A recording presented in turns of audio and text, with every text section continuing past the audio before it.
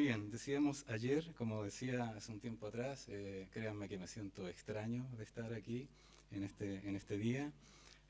Mi padre me había contado hace un tiempo atrás una historia de un escritor religioso llamado Fray Luis de León, que él en su tiempo, en tiempos de que lo perseguía que perseguía la Inquisición a las personas que hacían cosas que no estaban de acuerdo con la Iglesia Católica, él tradujo el Cantar de los Cantares al idioma español, aparte, casi en paralelo como lo hacía Reina Valera, que es la versión que usted tiene.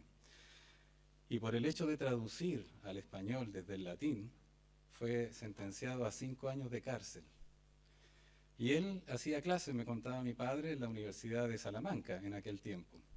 Y estuvo, después de esos 5 años, él salió de la cárcel y tomó las clases que habitualmente estaba habituado a tomar. Y en su primera intervención le dijo a los estudiantes, ya había pasado toda una generación, dijo, bueno, decíamos ayer, decía, en ese sentido.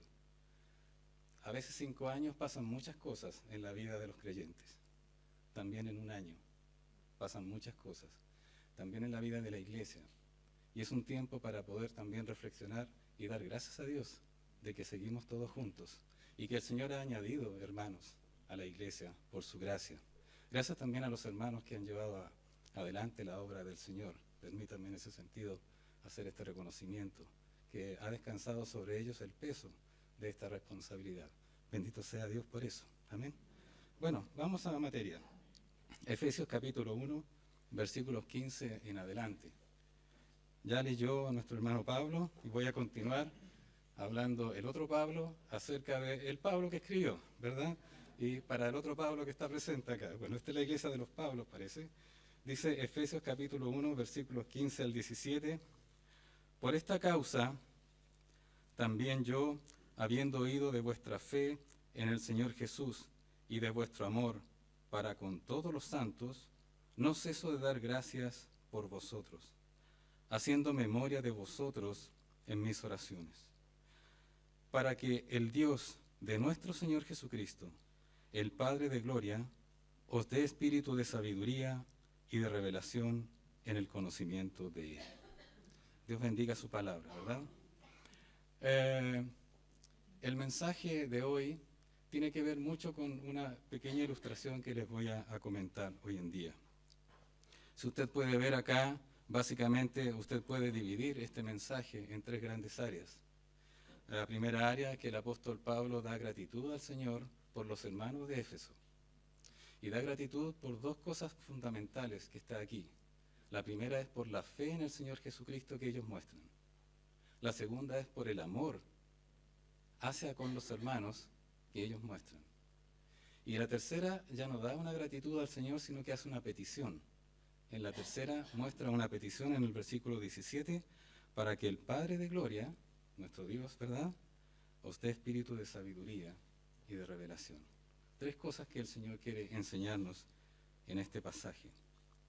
Hay una antigua anécdota que había leído hace un tiempo atrás y que volví a recordarla en estos tiempos, y que también a propósito de este mensaje alguien la escribió. Se trata, y permítame,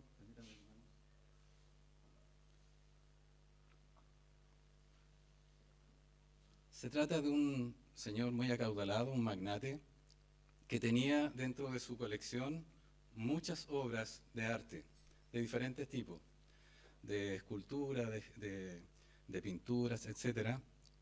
Y él supo de una en particular que él no tenía. Quiso tenerla. Él era acaudalado, no tenía ningún problema en pagar el precio por alguna de estas obras que le faltaba. Y le pidió a su agente, a su mayordomo, que se preocupara, que se tomara todo el tiempo para poder adquirirla. Dijo, yo la quiero para mi colección. Llegó este magnate llamado William Hearst y él mandó a su agente a que buscara esta obra.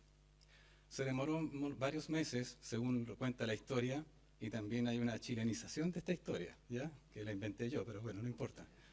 Y en esta chilenización dice que lo manda a buscar y él pasa por Europa, por las distintas galerías, los distintos museos e incluso por otros coleccionistas de que se la pudiera conseguir. Ando buscando esta obra para mi jefe. Bueno, pasó el tiempo y llega él y se presenta donde el jefe.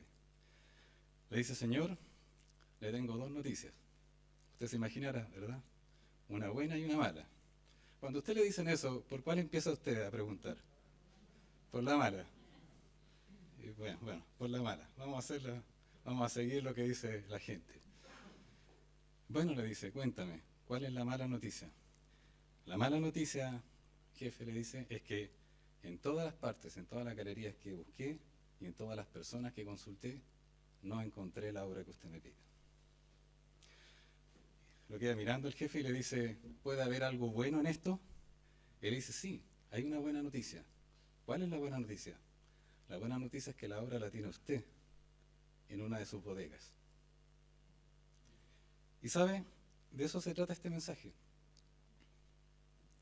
Muchos cristianos andan por la vida buscando algo más acerca de Cristo, una porción más del Espíritu Santo, andan buscando una experiencia especial, algo que los saque de esta vida común y corriente que llevamos de vida cristiana, como si fuese un común y corriente, lo cual no es común y corriente.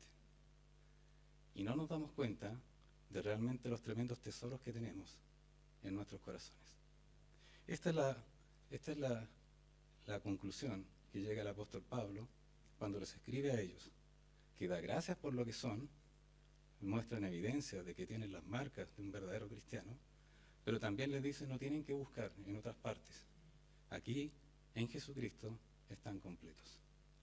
Dice la palabra del Señor, volvamos ahí al texto: por esta causa, también yo, habiendo oído de vuestra fe en el Señor Jesús y de vuestro amor para con todos los santos, no ceso de dar gracias por vosotros, haciendo memoria de vosotros en mis oraciones, para que el Dios de nuestro Señor Jesucristo, el Padre de gloria, os dé espíritu de sabiduría y de revelación en el conocimiento de Él.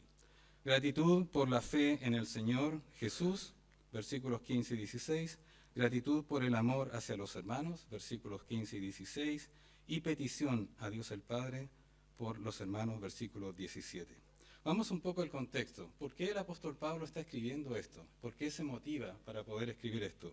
Si usted recuerda, y remóntese al libro de los Hechos en aquel tiempo, estamos hablando más o menos del tiempo en el cual el apóstol Pablo fue tomado prisionero al término de su tercer viaje misionero. Más o menos años 57-58 casi de nuestra era, él fue tomado en Jerusalén por sus propios congéneres, por sus propios judíos, por los propios de su nación. Y en virtud de que habían acechanzas por los judíos, él fue trasladado a Cesarea, si usted recuerda la historia. En Cesarea fue custodiado primeramente por el gobernador Félix, a petición de Lisias, el tribuno de Jerusalén, y allí estuvo custodiado 2 años. Se demostró que era inocente, a pesar de que había un tal Tértulo que lo acusaba. Así estuvo 2 años, más o menos hasta casi el año 60. En el año 60 lo relevó a Félix, el gobernador, otro gobernador llamado Festo. Ese gobernador Festo quería enviar a Pablo a César, pero pidió ayuda al mismo rey, que era el rey Agripa. Ante la audiencia de él dijo perfectamente, el rey Agripa dijo: este hombre perfectamente pudo haber quedado en libertad. Sin embargo, él apeló a César, por lo tanto a César lo vamos a enviar. Lo enviaron a Roma, a César. En ese tiempo estaba Nerón gobernando el Imperio Romano. Y él llegó a Roma y quedó en una casa alquilada con lo que llamamos un arresto domiciliario. Él quedó en Roma privado de libertad. Aproximadamente estamos hablando de los años 60 a 62 de nuestra era. Vea por favor Hechos 28:30, ahí aparecen los detalles, el contexto, en las instancias en las cuales el apóstol Pablo está allí viviendo, y en esas instancias él escribe esta carta a los Efesios. Dice Hechos capítulo 20, versículo 30, y Pablo permaneció 2 años enteros en una casa alquilada, y recibía a todos los que a él venían, predicando el reino de Dios y enseñando acerca del Señor Jesucristo abiertamente y sin impedimento. ¿Sí? ¿Sí bien? Entonces está el apóstol allí encarcelado en un arresto domiciliario. Hoy en día algunas personas le ponen algunos brazaletes o algo así, otros no alcanzan los recursos según el gobierno y tienen solamente el arresto domiciliario a la buena fe, digamos, de los reclusos, de aquellos que no están en la cárcel, pero sí están en su casa cumpliendo un arresto domiciliario. Esta era la condición del apóstol Pablo, pero sí, no nos olvidemos que estaba privado de libertad, estaba custodiado, pero él podía recibir visitas. Él podía, en ese tiempo, años 60 al 62, podía recibir visitas, predicar, enseñar, y durante ese tiempo escribió 4 cartas. 4 cartas. Una de ellas es esta, Efesios. También escribió Colosenses, Filipenses y Filemón durante ese periodo. Qué buen tiempo, buena manera de aprovechar el tiempo, ¿verdad? Pero sabemos que lo hizo obviamente impulsado por el Espíritu Santo, porque el Espíritu Santo es aquel que los llevó y los inspiró a estos hombres, a estos santos hombres, para escribir las cosas que son necesarias para nosotros. Tuvo el Señor esa visión de poder alcanzarnos a nosotros. Permiso.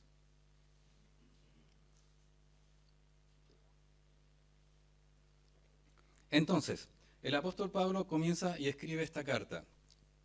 Y como ustedes han podido ver, primeramente nuestro hermano Pablo, en este caso, ya en la presencia del Señor, ¿verdad? Él escribe y dice, bendito sea el Dios y Padre de nuestro Señor Jesucristo, en el versículo 3. Y le da a conocer a los efesios las cosas y todas las bendiciones que tienen los efesios. Primero, las bendiciones por la obra del Padre. Segundo lugar, las bendiciones por la obra del Espíritu del Señor Jesucristo. Y en tercer lugar, las bendiciones también de por la obra del Espíritu Santo. Las 3 personas de la Trinidad son las que el apóstol Pablo resume acá en los primeros 14 versículos de esta carta, para que sepan los efesios lo que realmente tienen, la tremenda obra de arte que tienen en sus corazones, las tremendas riquezas que tienen en sus corazones. En el caso del Padre, por ejemplo, en el versículo 4, dice para que fuésemos santos y sin mancha. ¿Se puede usted imaginar su propio corazón santo y sin mancha? Dice la palabra del Señor que estamos así ante Dios, porque el Padre no nos mira directamente a nosotros, nos mira a través de Jesucristo, a través de la obra que hizo Jesucristo. Estamos sin mancha. Obviamente no podemos dejarnos estar en ese sentido, no podemos decir, ya estamos limpios, por lo tanto podemos hacer lo que queramos. No es esa la idea. También dice que Él nos predestinó en amor. ¿Recuerda ustedes cuando nuestros hermanos predicaban acerca de este pasaje? Él nos predestinó, Él ya definió de antemano lo que el Señor iba a hacer con nosotros y hacia dónde iba a apuntar. Dice también que en el Padre, hablando del Padre, que es el privilegio que somos para alabanza y gloria de su gracia, en el versículo 6. No estamos hechos santos y sin mancha para nosotros, estamos hechos santos y sin mancha para alabanza de la gloria de su gracia. También hablando de la obra de Cristo, del versículo 6 en adelante, dice que fuimos aceptos en el amado. Es decir, si no hubiese sido por nuestro Señor Jesucristo, el amado aquí es Jesucristo, el Señor no nos podría aceptar en su presencia, porque tenemos pecado, somos pecadores. Pero nos mira a través de Jesucristo, somos aceptos por la obra de Él, a través de Él. También nos muestra en el versículo 7 que tenemos redención por su sangre, es decir, hemos sido rescatados. Pero ese rescate no es como el rescate que va el jovencito de la película y nos arrebata, sino que paga un precio. ¿Y cuál es ese precio? El precio de su sangre preciosa. También en el versículo 8 nos dice que nos hizo sobreabundar en la obra del Hijo para con Dios, el Padre, nos hizo sobreabundar en toda sabiduría e inteligencia. Note usted, no olvide de esto, nos hizo sobreabundar en toda sabiduría e inteligencia, pero además no olvide que en el versículo 17 que vamos a ver ahora, dice el apóstol Pablo, estoy orando por ustedes, mi petición por ustedes es para que Dios les dé espíritu de sabiduría e inteligencia. ¿Cómo es esto si ya lo tenemos? ¿Sí? Ahí es donde está esta situación que debemos dilucidar. También dice que nos dio a conocer el misterio de la voluntad que está en cumplimiento de los tiempos, versículos 9 y 10. Eso hablando acerca del Hijo, pero también hablando acerca de la obra del Espíritu Santo. En los mismos hermanos de Éfeso, mientras él estaba en la cárcel, les escribe que ellos han sido sellados por Dios con el Espíritu Santo de la promesa.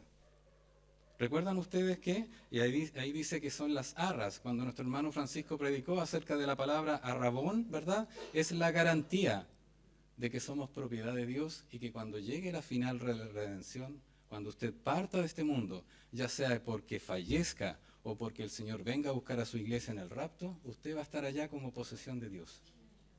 Y le pertenecemos a Dios. Todas estas cosas se las recuerda el apóstol Pablo. Y le da a conocer entonces, en resumen, por el Padre somos hechos para alabanza de la gloria de su gracia, versículo 6. Por la obra del Espíritu Santo recibimos herencia, ¿para qué? Versículo 12, para la alabanza de su gracia. Y por el Espíritu Santo, nuevamente, versículo 14, para alabanza de su gloria. O sea, ¿para qué el Señor hizo todo este sacrificio? ¿Para nosotros tener chipe libre? No, para alabanza de la gloria de su gracia, en las obras de las tres personas de la Trinidad.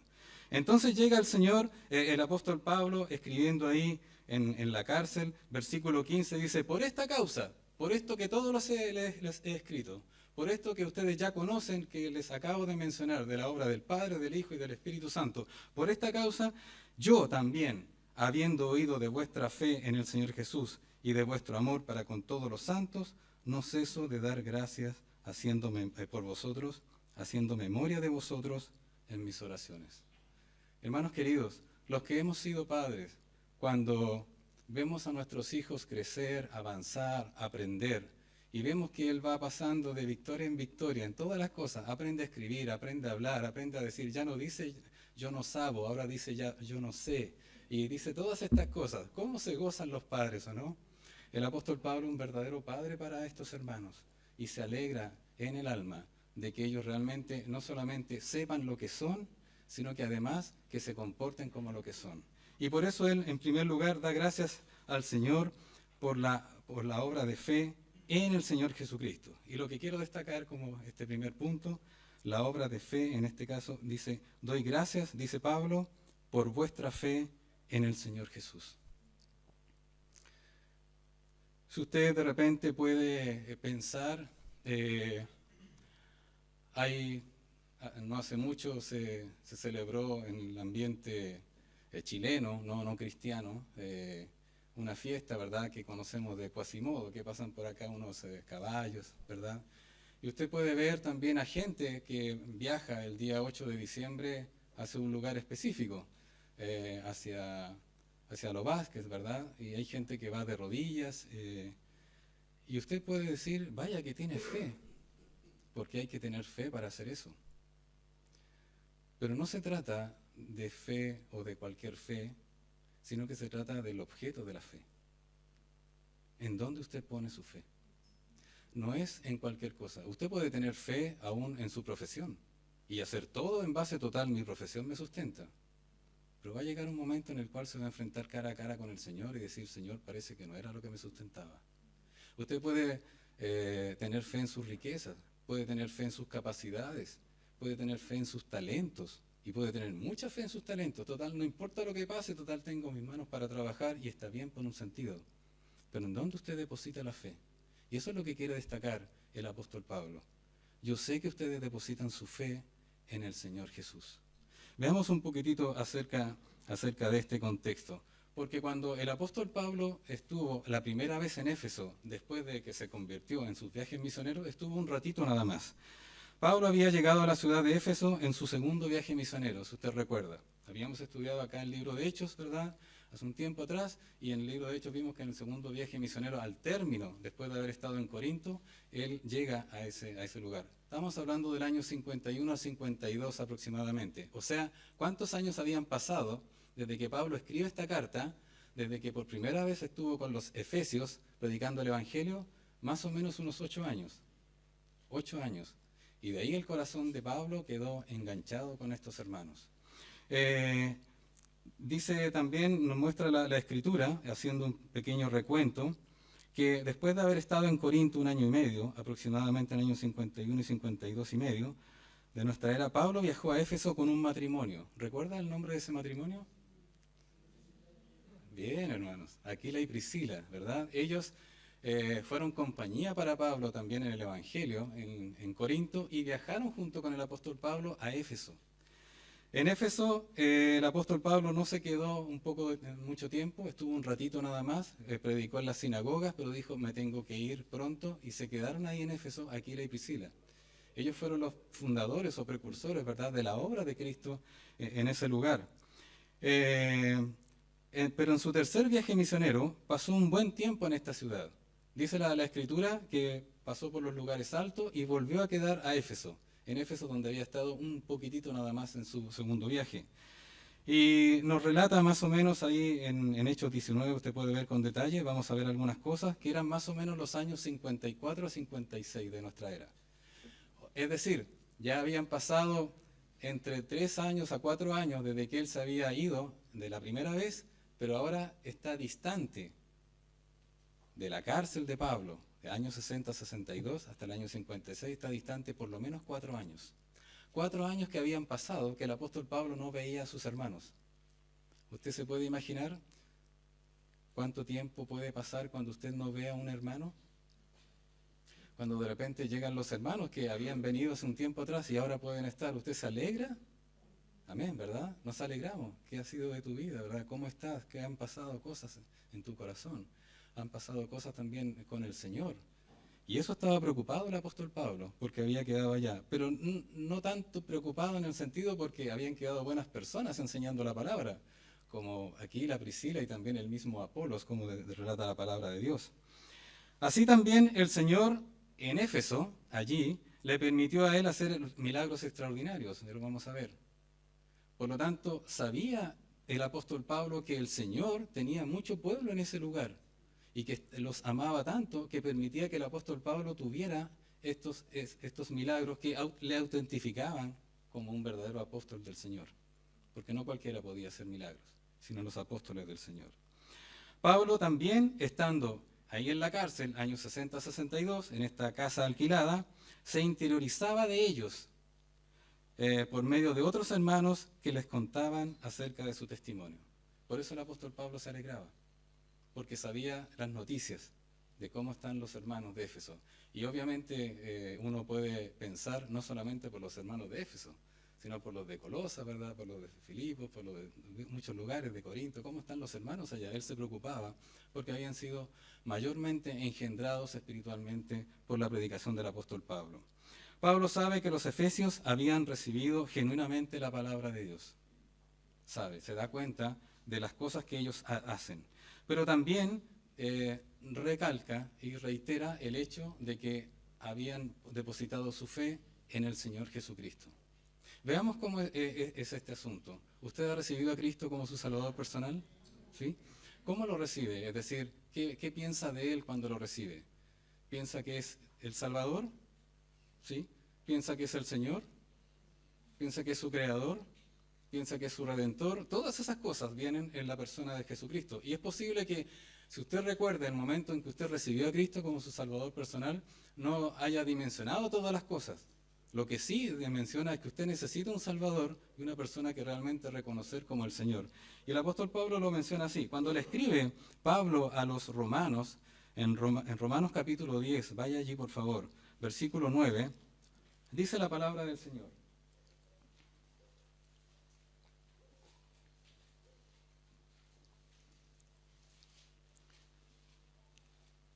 Que si confesares con tu boca que Jesús es el Señor y creyeres en tu corazón que Dios le levantó de los muertos, serás salvo. ¿Sí? Romanos 10:9.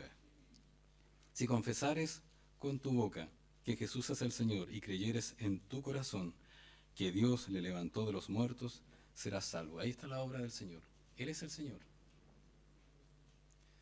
El Señor Jesucristo no es un santito, como hablan por ahí. El Señor Jesucristo no es el amigote, no es el amigo, no es Don Jecho, con todo respeto para nuestro Dios. Él es Adonai para los judíos, el Señor. Él es Kyrios o Curios, como le llaman en griego, ¿verdad? Él es el Señor.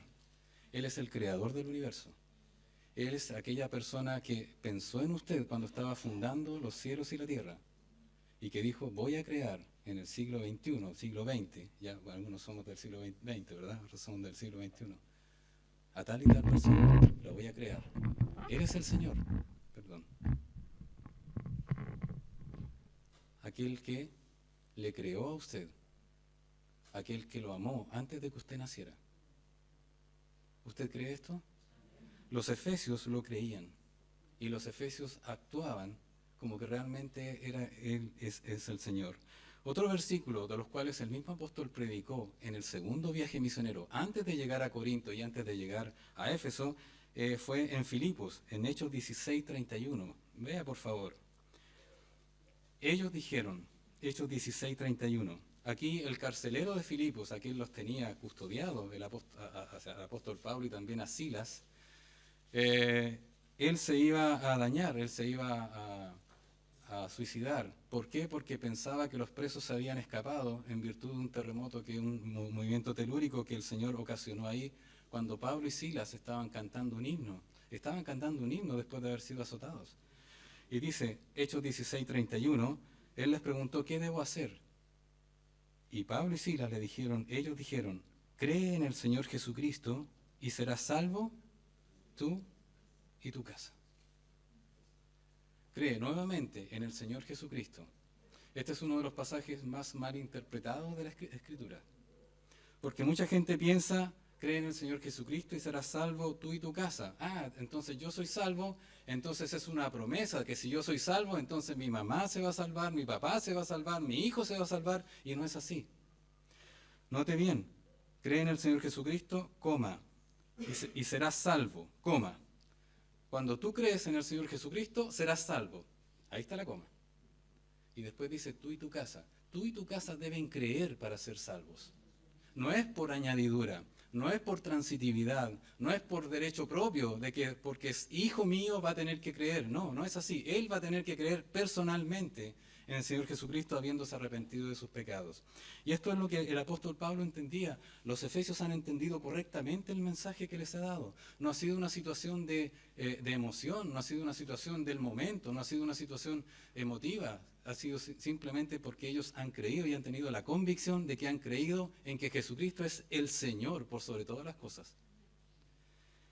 Bueno, lo que Pablo ve en los hermanos que le da tanto gozo es que hubo una recepción genuina de la palabra de Dios en de reconocer a Jesucristo como el Señor. Y además que ellos vivían la fe que habían creído. Cuando el apóstol Pablo estuvo enseñando en aquel tiempo, en su tercer viaje misionero, más o menos en el año 56, 54 al 56, él fue testigo de todas estas cosas, de cómo ellos se convirtieron al Señor.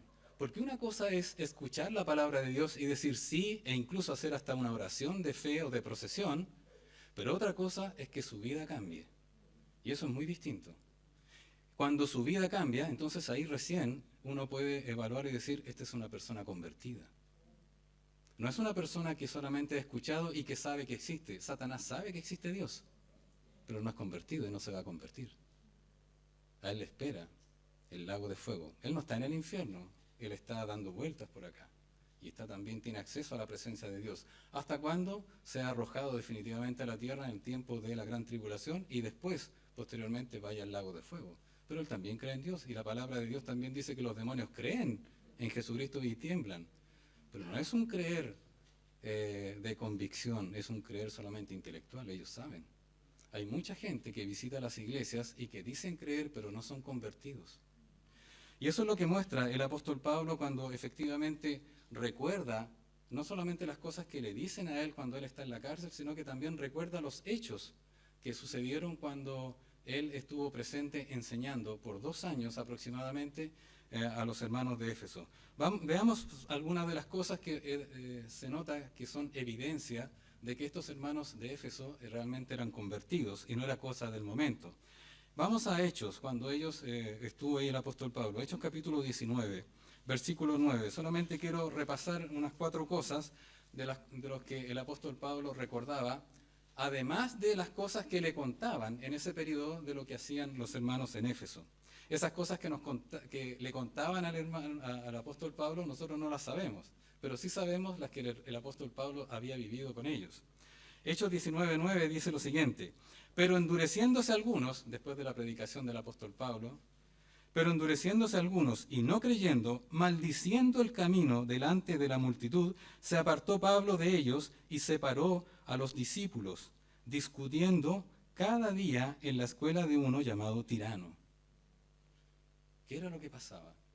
El apóstol Pablo había predicado, primero se recuerdan ustedes a los que eran discípulos de Juan el Bautista, a unos 12, ¿verdad?, que estaban ahí, que ellos no conocían acerca de la salvación en Cristo, y después enseñando en la sinagoga. Pero posteriormente a eso dice la palabra de Dios que varios de esos se endurecieron, dijeron, no queremos escucharte. Bueno, dijo el apóstol Pablo, no hay problema, yo con los míos, con los que realmente han creído en el Señor Jesucristo, les voy a enseñar. Y probablemente alquiló ahí la escuela de Tirano para poder enseñar. Pero note usted lo que dice, no creyendo, no solamente se quedaron tranquilos con no creer, sino que dice la palabra, maldiciendo el camino.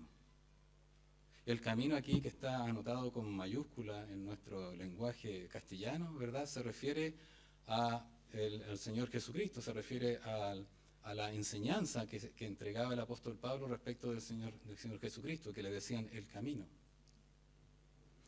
Y dice la palabra de Dios que ellos maldijeron el camino. ¿Cómo se siente usted cuando usted está con un familiar y le predica la palabra de Dios, le habla acerca de Cristo? Nos sentimos mal, ¿verdad? Hace poco una hermana contaba que estaba explicándole la palabra del Señor a su padre. ¿Recuerda usted? Y fue rechazado. Fue rechazado el mensaje. Uno no debiera dolerse porque lo rechazan a uno, es porque rechazan a Dios, ¿o no? Pero no solamente lo rechazaban aquí, sino que lo maldecían. ¿Usted se siente mal cuando lo insultan? Bueno, ellos lo maldecían. Por eso se notaba que ellos realmente eran hijos de Dios. No me importa que me maldigan, yo estoy diciendo la verdad. De aquel hombre que cambió mi vida, cambió mi eternidad, cambió mi existencia, me pasó de muerte a vida, este hombre llamado Jesucristo que murió por mí. Ellos lo decían y daban evidencia de que realmente estos hombres eran creyentes. En Hechos 19, siga ahí en el capítulo 19, versículos 11 y 12, lo habíamos mencionado hace un momento atrás. Dice la palabra de Dios, y hacía Dios milagros extraordinarios por mano de Pablo, de tal manera que aún se llevaban a los enfermos los paños o delantales de su cuerpo, y las enfermedades se iban de ellos, y los espíritus malos salían. Note usted el poder que le daba el Señor al apóstol Pablo, en este caso este don de sanidad, este don de hacer milagros a aquel. Habían personas que aún le pasaban los paños al Señor a Pablo y eran sanados. ¿Lo puede creer o no? Claro. La Escritura también dice en otra parte que pasaba la sombra de Pedro, ¿verdad?, y sanaba a los enfermos. Pero note usted bien, no solamente las enfermedades se iban, como era el caso de que realmente lo hacían en el nombre del Señor Jesucristo, sino que dice que los espíritus malos salían. ¿Usted cree que hay espíritus malos? En todas partes. Y déjeme decir una cosa, no es para desalentarlo, y no mueren, pasan de generación en generación. Siempre están ahí y reclaman lo suyo. Y algunos posesionan personas. Bueno, dice que los espíritus malos salían. Note que usted, el escritor de Hechos es Lucas, un médico. Él sabe perfectamente diferenciar entre una enfermedad y un espíritu maligno. No es que a cualquier cosa le digan, como sugieren muchas personas que denostan la palabra de Dios, que la minimizan y dicen, no, es que le decían cualquier cosa a las enfermedades, ¿no? Una era una enfermedad física que el apóstol Pablo sanaba y otra era un mal que en este caso los espíritus malignos salían. Hay mucha gente, y durante ese periodo, usted puede leer, si puede leer también el libro de los Hechos en ese capítulo, se va a dar cuenta que habían otros exorcistas ambulantes, que no hacían lo mismo que hacía el apóstol Pablo. Ellos le sacaban el espíritu endemoniado a cualquier persona, pero solamente esas personas buscaban una reforma moral, o librarse de aquella opresión que le pedía, que le hacía el demonio. El demonio después, como dice el Señor Jesucristo en Lucas, ¿verdad?, después vuelve, ¿o no?, a su lugar, porque encuentra la casa ordenada y barrida, y la encuentra y se vuelve a meter. Pero cuando llega el Señor Jesucristo a una persona, ese demonio jamás vuelve. Le puede molestar, le puede influenciar, puede estar ahí, puede hacer pataleta, pero jamás va a llegar a una persona que realmente reconoce a Cristo como su Señor y Salvador. Por eso dice la palabra de Dios que los espíritus malos salían. Esa es la obra que él veía entre los efesios. Y los efesios no volvían a lo anterior. Ve nuevamente, versículo 19, siga leyendo el capítulo 19 de Hechos. Estas son las cosas que el apóstol Pablo veía de cómo realmente eran convertidos los efesios. Versículo 19 dice, asimismo, muchos de los que habían practicado la magia trajeron los libros y los quemaron delante de todos. Y hecha la cuenta de su precio, hallaron que era 50.000 piezas de plata. Esa es una obra, una muestra maravillosa de que ellos realmente eran convertidos. En ese lugar, que era muy cosmopolita, que venían personas de diferentes partes del mundo, era un lugar el cual se prestaba para la magia negra, para la magia en este caso, ¿verdad? Y para todo tipo de prácticas ocultistas. Además de todas las filosofías que se enseñaban en ese lugar, los gnosticismos y todo aquello. Pero estas personas, dice la palabra de Dios, que habiéndose convertido al Señor, mostraron evidencia en que todos sus libros, los que tenían, fueron y los quemaron. Era mucho dinero, hermanos. Yo no sé si a usted le ha costado dejar algún pecado o algún vicio. Yo le voy a contar algo que me pasó a mí.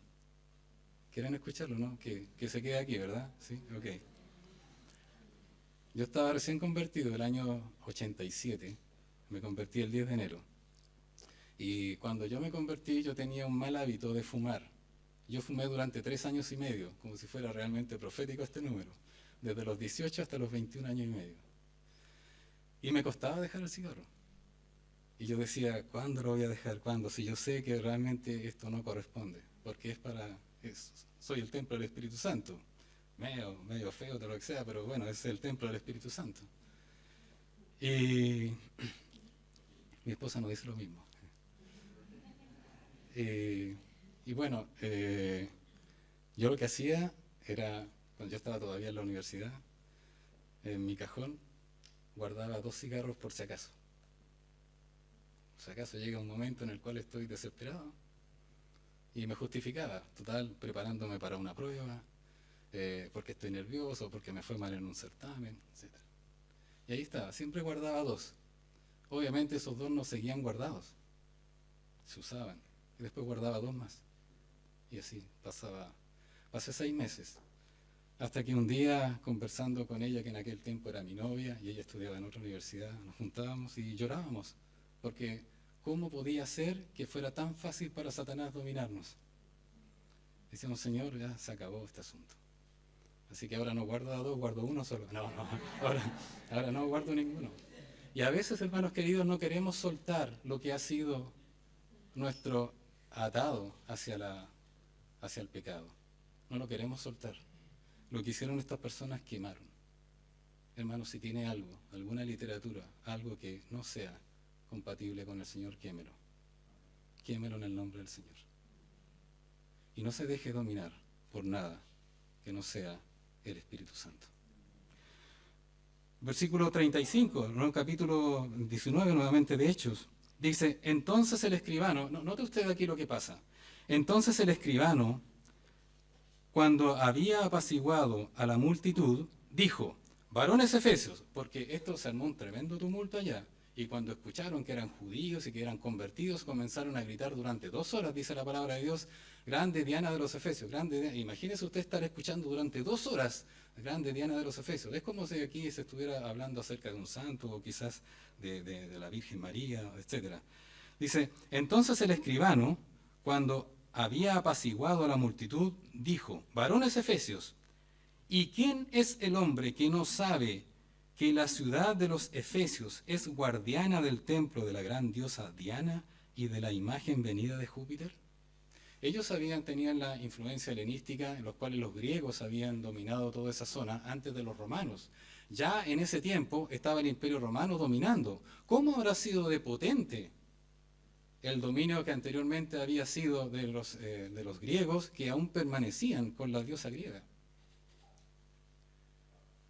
Todo el mundo en Éfeso sabía que había un templo allí que era guardiana de la diosa Diana y que también estaba la imagen de Júpiter. Estos hermanos venían con esa influencia, habían nacido con esa cultura, habían nacido con esa crianza, se habían educado de que Diana y Júpiter, y de un día para otro el Señor Jesucristo les cambió la vida. Ahora ya no es Diana, ya no es Júpiter, ahora es mi Señor Jesús. ¿Hay algo más importante para usted que sea el Señor Jesucristo? No. ¿Está seguro? Sí. Puede ser otra Diana, puede ser otro Júpiter, puede ser usted mismo, de que quizás usted esté por sobre el Señor Jesucristo. Por lo tanto, Pablo había visto esto. No sabemos lo que le contaron mientras estaba en la cárcel, pero sin duda que aquellas cosas daban cuenta de que los efesios convertidos seguían fielmente al Señor, porque para ellos Jesucristo era el dueño de sus vidas y era su Señor. ¿Jesucristo es el dueño de su vida, hermano? ¿Es su Señor? ¿Es a quien le sirve? ¿Es por quien lo recuerda al despertar y al acostarse y durante el día? Él es su Señor, Él no le va a fallar jamás. Él es su Señor que lo ama desde antes de la fundación del mundo. La segunda gratitud que da el apóstol Pablo es por el amor hacia los hermanos. Dice, por esta causa yo, habiendo oído de vuestra fe en el Señor y de vuestro amor para con todos los santos, no ceso de dar gracias. Estoy leyendo en versículo 15, por favor, de nuevo, Efesios 1:15. No ceso de dar gracias por vosotros. El apóstol Pablo no cesaba de dar gracias por el amor que mostraban los hermanos. Nosotros en nuestra iglesia sabemos que podemos demostrar el amor de muchas maneras. El amor se expresa de muchas maneras. El apóstol Pablo no sabemos exactamente qué cosas le contaban los hermanos que visitaban al apóstol Pablo acerca de cuáles eran las cosas que hacían. Pero el mismo apóstol Pablo, si usted recuerda, él escribía acerca del amor. ¿Sí? ¿Se acuerdan Corintios 13? Decía cómo era el amor. Pero es interesante cómo él hacía también referencia, mientras él estuvo allí, antes de que fuera encarcelado, mientras él estuvo en Éfeso, las muestras de amor que tenían algunos hermanos para con los hermanos y también para con él. Y quiero mostrarle algunos casos, 3 casos específicamente. Permiso. ¿Recuerdan el matrimonio que habíamos conversado que viajó con Pablo desde Corinto a Éfeso y se quedó en Éfeso? Aquila y Priscila. Bueno, Aquila y Priscila, si ustedes recuerdan la historia, ellos habían sido expulsados por ser judíos desde Roma. Ellos eran de Roma originalmente. Bueno, Aquila era del Ponto, de allá, del otro lado de Turquía, de hoy en día Turquía. ¿Sí? Turquía. ¿Se recuerdan Turquía? ¿Sí? Las novelas turcas. Turquía. Y ahora estaban en Roma. Estaban viviendo allá con Priscila, su mujer. Ellos tuvieron que ser expulsados cuando el emperador Claudio, el año 49, expulsó a todos los judíos por una revuelta que hubo. Y ellos llegaron a Corinto. Corinto es una provincia de Acaya que era griego. Y estuvieron con el apóstol Pablo en Corinto 1 año y medio, dice la palabra de Dios. Después estuvieron en Éfeso. Pero en algún momento ellos vuelven a Roma. Me imagino que cuando ya había muerto Claudio. Y el apóstol Pablo cuando le escribe a los romanos, se acuerda de Aquila y Priscila, que ya no están en Éfeso, ahora están en Roma. Y dice en Romanos 16, Romanos capítulo 16, versículo 3, dice, saludad a Priscila y a Aquila, mis colaboradores en Cristo Jesús, que expusieron su vida por mí, a los cuales no solo yo doy gracias, sino también todas las iglesias de los gentiles. Mire qué recuerdos tiene el apóstol Pablo. ¿Sabe que hay cosas que han hecho personas en mi vida que yo jamás me voy a olvidar? Yo jamás. Uno de ellos puedo citar, recuerdo cuando estábamos esperando a nuestro diácono Benjamín, él no sabía que iba a ser diácono cuando el año 97, estaba en el vientre, pudimos haberlo perdido. Mi esposa tuvo desprendimiento de placenta, tuvo un montón de cosas, hemorragia, tuvo que estar 6 meses en cama. Y por alguna razón, el jefe de mi jefe supo de mi situación. Y el día que nació Benjamín, él con su esposa fueron a ver a mi esposa. No tenía nada que hacer mi jefe allá. Sin embargo, tuvo un acto de compasión, algo le llegó al corazón y fueron para allá. Yo jamás me voy a olvidar de eso, jamás en la vida. Y ruego al Señor para que toque el corazón de mi jefe. ¿Me comprende? Ese tipo de cosas son las cosas que el apóstol Pablo recordaba. Dice que Aquila y Priscila, en este caso Priscila y Aquila, mis colaboradores en Cristo Jesús, que expusieron su vida por mí. Jamás se va a olvidar de cómo ellos se expusieron. No sabemos el detalle exactamente qué fue lo que sucedió, pero ellos estuvieron a punto de morir por causa de cubrir al apóstol Pablo, de ayudarlo. Mucha gente, sí. Eso es un acto de amor, ¿o no? ¿Hemos podido demostrar hasta ese punto el amor por nuestros hermanos? A veces quedamos cortos, a veces no. Pero imaginemos por cada uno de nuestros hermanos, que un hermano en el futuro, han pasado 4 años, 6 años, yo ya estoy en otro lugar, en otra parte, pero me acuerdo de mi hermano que hizo esto por mí, que me agradó. No olvide lo que es el verdadero amor. En 1 Corintios capítulo 13, el mismo apóstol Pablo escribe, ahora a los Corintios. ¿Desde dónde escribió? Presumiblemente desde Éfeso. Escribió esta carta a los Corintios, probablemente. Y dice en 1 Corintios capítulo 13, versículos del 4 al 7, dice, el amor es sufrido. ¿No? ¿Se recuerda eso, no? Hasta lo cantábamos en la otra iglesia. ¿no? El amor es sufrido. El amor es benigno. El amor no hace nada que no sea bondad. El amor no tiene envidia. Si usted hace las cosas de repente por envidia, no está actuando el amor, el verdadero amor de Dios. El amor no es jactancioso, dice. El amor no se envanece, no hace nada indebido. Esto es muy importante. El amor no hace nada indebido. No, es que yo hice esto por amor. No, es que le mentí por amor para cuidarlo. Eso no es amor. Esa es su conveniencia. El apóstol Pablo dice que el amor no hace nada indebido. No busca lo suyo. Aún a los filipenses, él le dice, porque todos buscan lo suyo propio, no lo que es de Cristo. Cada uno está buscando su parte. Cuando uno va a un lugar, yo quiero ir a este lugar para ver qué obtengo, en lugar de decir, a ver qué doy. ¿Cierto? Y dice así la palabra de Dios, el amor todo lo cree, todo lo espera, todo lo sufre, todo lo soporta. Todo lo soporta. A veces nos falta ese término de amor. Y de repente de poder callar y de aguantar en el Señor las cosas que nos pueden estar sucediendo. No solamente reclamar. A veces reclamamos cuando estamos en la banca, porque queremos estar en la cancha. Pero es mejor estar calladito en la banca, en lugar de estar reclamando. No está allí. El amor es práctico. Primera de Juan capítulo 3, versículo 17. Dice aquí el apóstol Juan escribiendo esta carta universal, podríamos decir. Primero de Juan 3:17 dice, pero el que tiene bienes de este mundo y ve a su hermano tener necesidad y cierra contra él su corazón, ¿cómo mora el amor de Dios en él? El amor se manifiesta de esa manera, de forma práctica. También cuando podemos suplir las necesidades de otros hermanos. El apóstol Pablo estaba consciente que privado de libertad no podía suplir las necesidades de otros, pero él podía orar, ¿o no? ¿Qué mejor regalo para un hermano? Su oración, hermano querido. Un regalo de amor, que usted ore por el hermano. Quizá el hermano nunca sepa que usted oró por usted, pero Dios lo sabe, y Dios actúa, Dios hace las cosas. El amor a los hermanos también exige santidad. Si usted me permite, Primera de Juan también está allí. Primera de Juan capítulo 5, versículo 2, dice la palabra del Señor, en esto conocemos que amamos a los hijos de Dios, cuando amamos a Dios, ¿y qué cosa dice? Y guardamos sus mandamientos. Es una muestra de amor de usted para con sus hermanos cuando usted vence el pecado. No cuando usted guarda los 2 cigarros. Es una muestra de amor de usted para con los hermanos. Usted está demostrando que ama a los hermanos cuando usted se abstiene de pecar. Cuando usted le dice no al pecado. Cuando dice, no Señor, no puedo pecar, no puedo ofenderte en esto.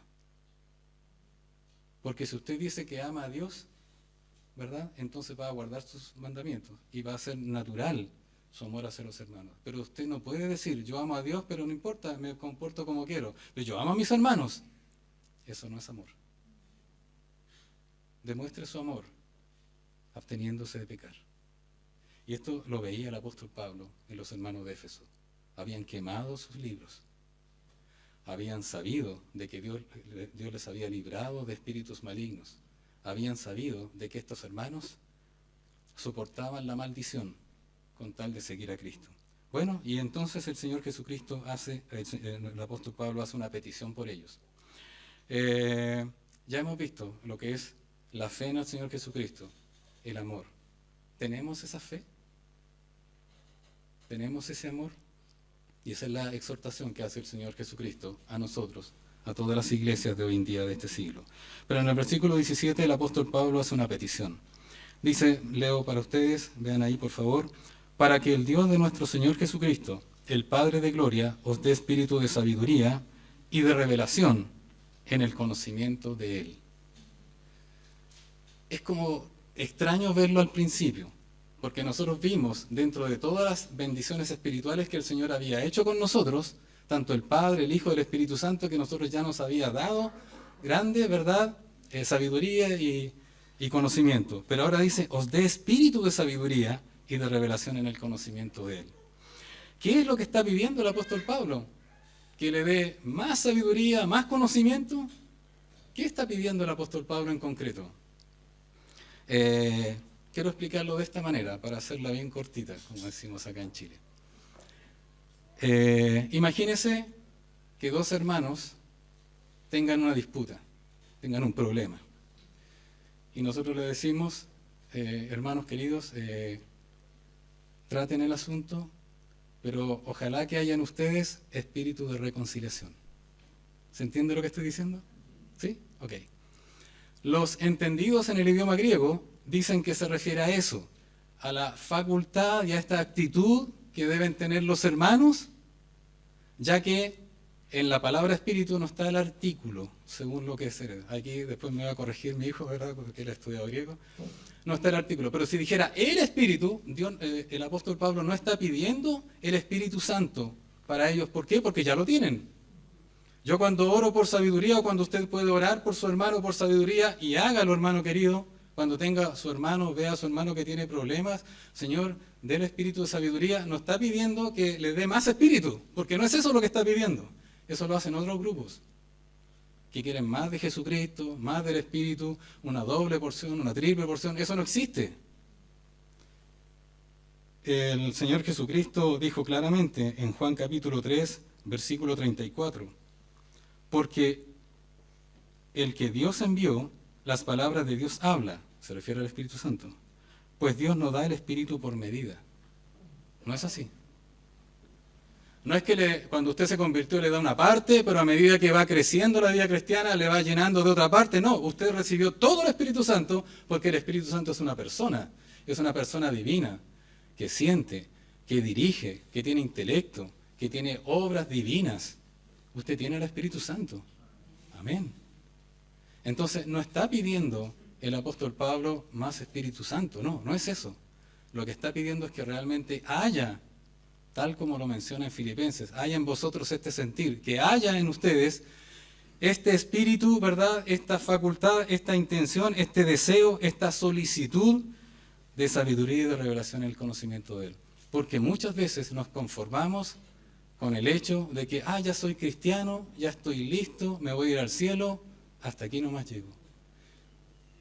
No nos tenemos que conformar, sino que buscar en que lo que tenemos dentro, en nuestro corazón, eso aprovecharlo.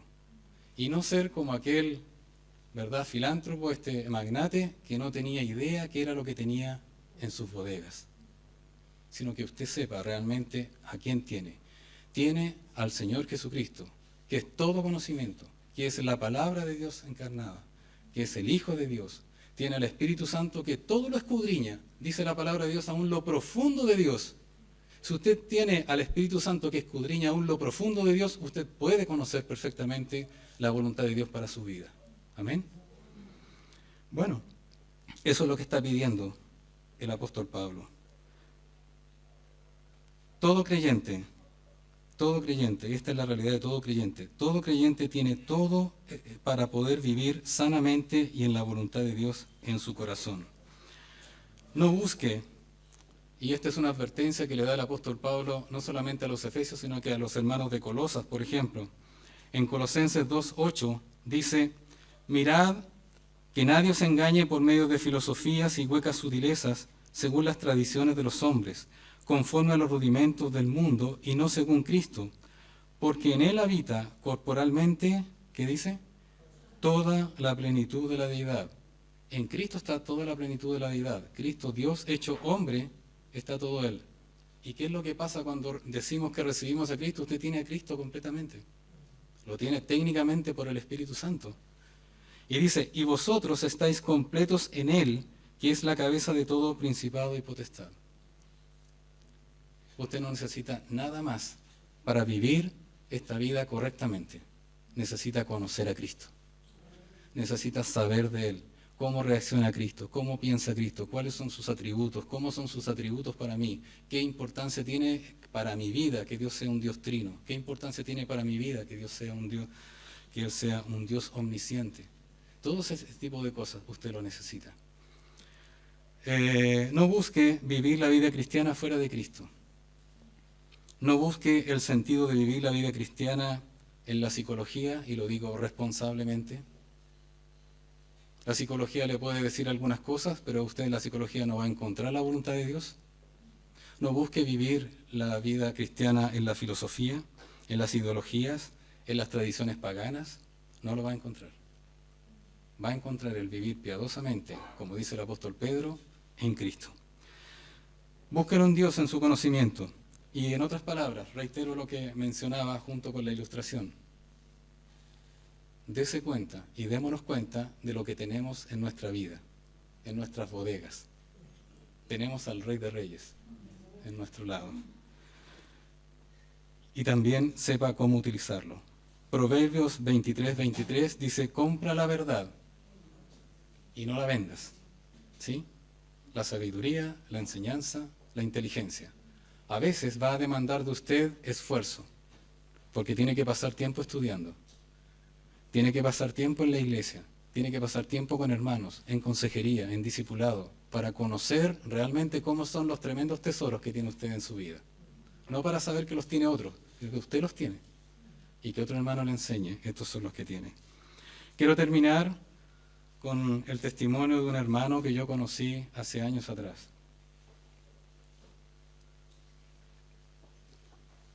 Hemos visto que los efesios daban muestras de su fe en el Señor Jesucristo, que daban muestras de su gran amor, o de su amor en este caso, para con los otros hermanos. Y también el apóstol Pablo pide para que los efesios sepan reconocer las riquezas que tienen en su corazón y que las puedan usar. Conocí a este hermano,